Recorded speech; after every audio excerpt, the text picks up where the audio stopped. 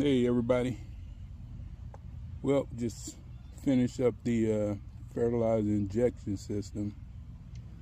What I did was you had a water line that came in right here.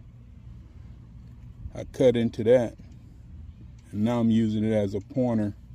I cut into that and install the injector right here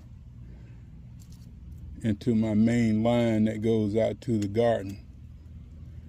And from here, you've got this line here that goes up and into the overhead sprinkler system right there. And you can see it just right there, the overhead sprinkler system.